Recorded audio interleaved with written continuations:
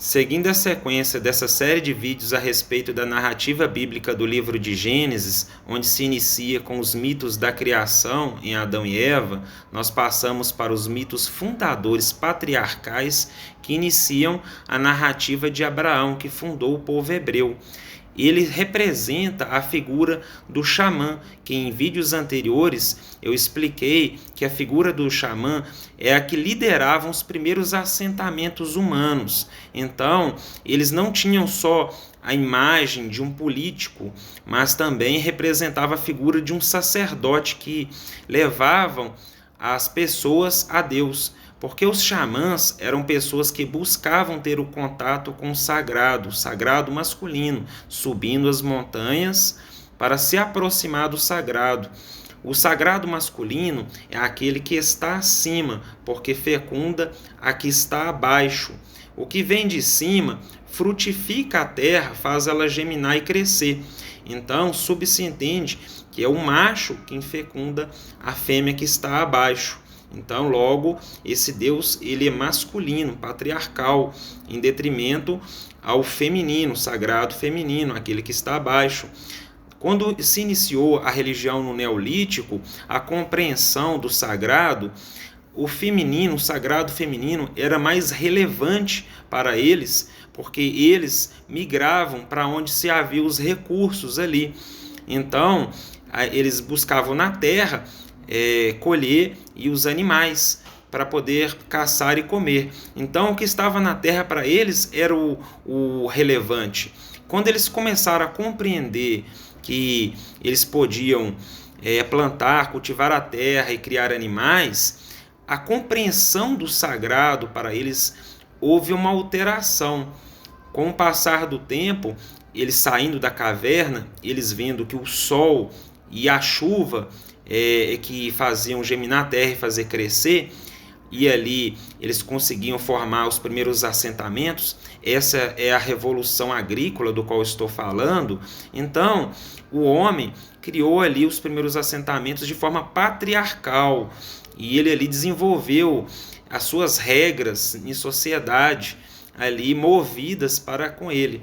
E assim, esses povos estão ali naquela bacia, aquele caldeirão mesopotâmico, e ali haviam várias cidades-estados. Esses primeiros assentamentos fundaram cidades-estados, como a Babilônia. A Babilônia, em vídeo anterior, como eu disse, a narrativa bíblica do livro de Gênesis, que se inicia após o exílio babilônico, eles tinham ali a ideia daquele assentamento, que tinham os jardins, os jardins do rei da Babilônia, que eram famosos, é uma das maravilhas do mundo antigo.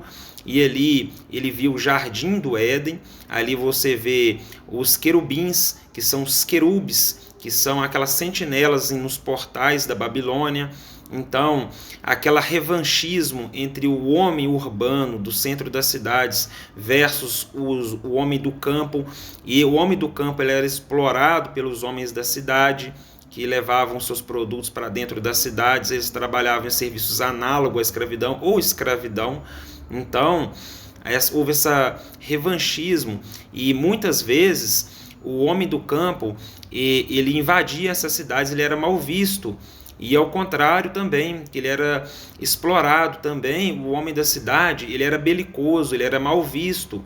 Então, ali estabeleceu-se o Caim e Abel, a diferença, que essa narrativa ela vai se alterando, porque para quem está dentro das cidades, o mocinho é Caim, é o homem urbano, é o homem da cidade, que ele trouxe qualidade de vida para aquelas pessoas que estavam habitando ali dentro da cidade, porque ali se fechavam os recursos ali dentro.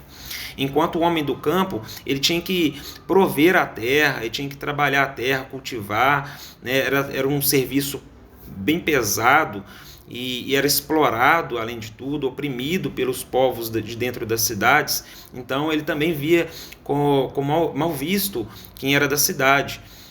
Então teve essa relação, que foi criada essa narrativa, né, após o exílio babilônico, aonde o homem do centro das cidades urbano, ele é o errado, ele é ruim, no qual o Abel é o santo, é o sagrado, né, e passando essa imagem para Davi, né, o homem do campo, versus o homem da cidade, né? O homem da cidade é o belicoso, é o armado, né? Você vê demônios, né? Você vê representatividade de divindades, né? Que trouxeram essa era belicosa para dentro das cidades, a arma, as espadas, escudos, tudo feito após a Idade do Ferro. A Idade do Ferro houve essa revolução. Você faz ideia do quanto foi revolucionário você conseguir moldar as armas em ferro, porque antes era o bronze, que era mais fácil, você conseguiria derreter, fundir ele com mais ou menos uns 700 graus, e ali você conseguiria, naqueles bolsões de gás,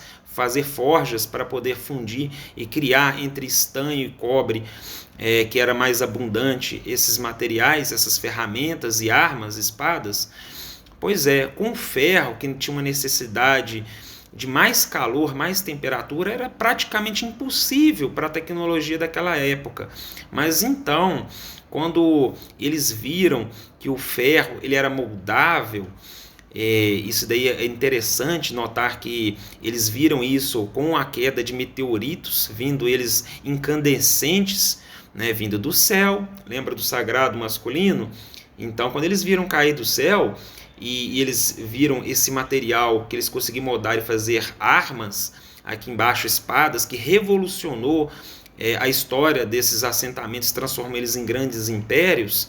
Então, para eles, é como se fosse a divindade, o sagrado masculino, que abençoou eles, de certa forma, com essa inteligência de criar essas armas e dar essa qualidade de vida. Então, isso enaltece toda essa ideia antropomórfica desse Deus que está acima, lá em cima, no sagrado masculino, que beneficiou esses assentamentos. Então, parte do pressuposto que a liderança desses assentamentos tem contato com o sagrado masculino.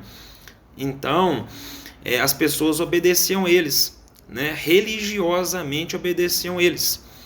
E aí, continuando a narrativa em Abraão, nós temos também que entender, eu disse em vídeo passado também sobre a pedra, né, as rochas. As rochas, ela tem todo um significado, porque tudo aquilo que não é deteriorável, não passa pela entropia, porque tudo aquilo que vai se mudando, se transformando à vista dos homens, para eles é algo natural, mas aquilo que permanecia, como os céus, a terra, o mar, o sol, são eternos na visão deles, são sagrados. E a rocha também é sagrada porque a rocha ela também não se molda, ela não se transforma, ela continua sendo a rocha, a montanha vai continuar sempre estar lá. Então as montanhas eram sagradas, e quanto mais alta, mais sagrada é. E as rochas, ali você colocava um holocausto, você fazia um holocausto, por quê? Porque se o sagrado masculino que fecunda a terra tem épocas do ano, época das chuvas, né, a época de mais abundância e época de mais escassez, é a época que o sagrado masculino conseguia fecundar a terra. E assim eles entendiam, assim como o homem, o ser humano, ele não consegue fazer sexo sempre direto, não tem como, né? Ele perde uma força, o sêmen dele, né? Assim eles entendiam que o Deus sagrado masculino perdia sua força quando ele geminava a terra, e que eles precisavam ajudar esse sagrado masculino. E de que forma eles ajudavam? Eles entendiam que eles sacrificando, derramando sangue em cima de uma rocha, no ponto mais alto do cume das montanhas, aquela fumaça chegava até os céus, alimentava de energia esse sagrado masculino. Então precisa ser um ser vivo, né, dotado dessa energia que o sagrado masculino desceu sobre eles, para eles voltarem essa energia para o sagrado masculino, que beneficiaria eles em resposta, em retribuição. O segredo está que cada assentamento tinha sua representação do sagrado masculino. Então, uma nação, quando uma cidade-estado lutava contra outra cidade-estado, uma sacrificava como a outra a esse sagrado masculino, para dar força a ele.